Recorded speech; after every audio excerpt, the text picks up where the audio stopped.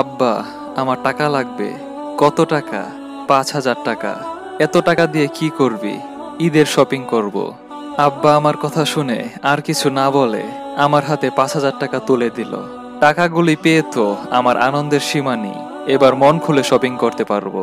তারপর টাকাগুলো নিয়ে চলে আসলাম বন্ধুদের আড্ডাতে। সবাইকে তো বলতে হবে এবারের ঈদের বাজেটটা। সন্ধ্যার আগে বাসায় ফিরলাম। ইফতার করে নামাজ পড়ে আর বাইরে বের হলাম না। এমন সময় পাশের রুম থেকে বাবা মায়ের চাপা কণ্ঠ কানে ভেসে আসলো। ওগো শুনছো? হ্যাঁ বলো। তুমি জাহিদকে সব টাকা দিয়ে দিলে, তো তুমি কিভাবে শপিং করবে? আর ঈদের বাজারও তো করতে হবে। কিছুই তো করা হয়নি। ৫,০০০ টাকাই তো ছিল। ছেলের কথায় সেটাও বার করে দিলে। চিন্তা করো না, কারো কাছ থেকে টাকা ধার করে নিব। তাই বলে সব টাকা দিয়ে দিবে? এখন যদি টাকা না পাও, তাহলে কি ঈদে চুলা বন্ধ করে রাখবো? তুমি অযথা চিন্তা করছো। কিছু একটা ঠিক ম্যানেজ করে নেব। আর আমাদের সবকিছু তো জাহিদের জন্যই। আর জাহিদ তো আমাদেরই ছেলে। বড় হয়ে দেখবে আমাদের কষ্টটাকে ঠিকই মুছে দিবে।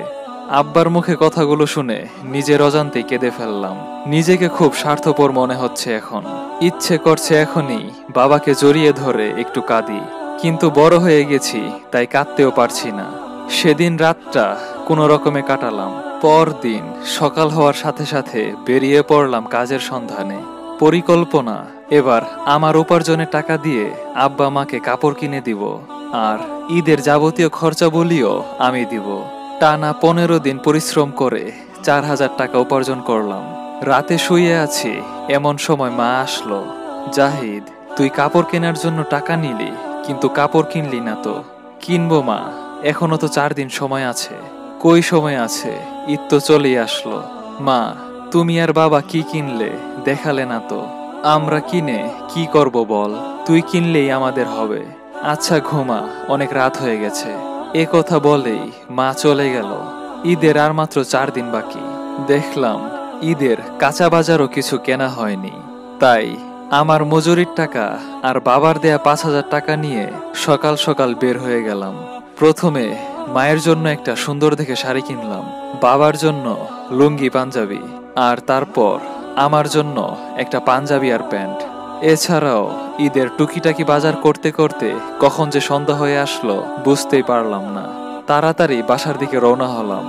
মা আমার হাতে এতগুলো ব্যাগ দেখে অবাক চোখে তাকিয়ে আছে। জাহিদ, তুই কোথায় গেছিলি? সব বলবো, আগে ঘরে চলো। আব্বা কই? ঘরেই আছে, চলো তাহলে। বাবা মাকে বসালাম। এবার ব্যাগ থেকে প্রথমে শাড়িটা বের করে মায়ের গায়ে ঠেকিয়ে বললাম, মা দেখো তো কেমন লাগছে, খুব সুন্দর মানাবে তোমাকে। বাবা, তোমার জন্যও আছে লুঙ্গি আর পাঞ্জাবি। জাহিদ, এসব কোথায় পেলি? মা, তুমি না শুধু প্রশ্ন করো, আগে বলো কেমন হয়েছে। কোনোদিন তো তোমাদের জন্য কেনা হয়নি। এসব মুখ বুজে বাবা দেখছিল। এবার বলল, জাহিদ, এসব কোথায় থেকে আনলি? এত কাপড়, ঈদের বাজার, টাকা কোথায় পেলি তুই? আব্বা, তুমি রাগ করবা না তো? না, বল। আমি ১৫ দিন রফিক আঙ্কেলের সাথে দিন মজুরের কাজ করেছিলাম। তার থেকে ৪,০০০ টাকা পেয়েছি, আর তা দিয়েই তোমাদের জন্য সামান্য কিছু কিনে এনেছি। কথাগুলো শুনে আব্বা রেগে গেল। আমাকে একটা থাপ্পড়ও মারল। খুব বড় হয়ে গেছিস তাই না? কে বলেছে তোকে রোজা মুখে কাজ করতে? আমি কি মরে গেছি তুই কাজ করবি? বলেই আব্বা রাগ করে চলে গেল। ভেবেছিলাম আব্বা অনেক খুশি হবে, কিন্তু আব্বা তো রেগে গেল। মাও কোনো কথা না বলে চলে গেল। সবকিছু অগোছালো অবস্থাতেই পড়ে রইল। রাত প্রায় ১১টা বাজে। দেখি আব্বা মা দুজনেই রুমে আসলো। কি রে, আমার লুঙ্গি আর পাঞ্জাবি দিবি না? তাড়াতাড়ি করে উঠে ব্যাগ থেকে বার করে বাবার হাতে দিলাম। দেখি আব্বা কাঁদছে। আব্বা, আমি কি ভুল কিছু করে ফেলেছি? না রে বাবা, তুই ভুল কিছু করিসনি। আজকে সত্যি একজন বাবা হিসেবে নিজেকে গর্বিত মনে হচ্ছে যে আমি তোর মতন একটা ছেলের বাবা। আজকে আমি অনেক খুশি যে আমার ছেলে প্রথম রোজগারের টাকা দিয়ে আমাদের জন্য ঈদের কাপড় কিনে এনেছে। তুই তখন বলেছিলিস না যে পছন্দ হয়েছে কিনা? সারা বাজার ধরে খুঁজলেও এগুলোর থেকে আর পছন্দের কিছু পাবি না। এগুলো আমার কাছে অনেক দামি, অনেক যত্ন করে রেখে দিব, কারণ এগুলো যে আমার ছেলের প্রথম রোজগারের টাকায় কেনা।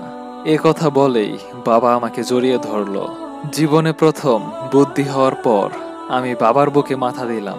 খুব চিৎকার করে বলতে ইচ্ছে হচ্ছিল যে আমি আজকে দুনিয়ার সব থেকে বড় সুখী মানুষ।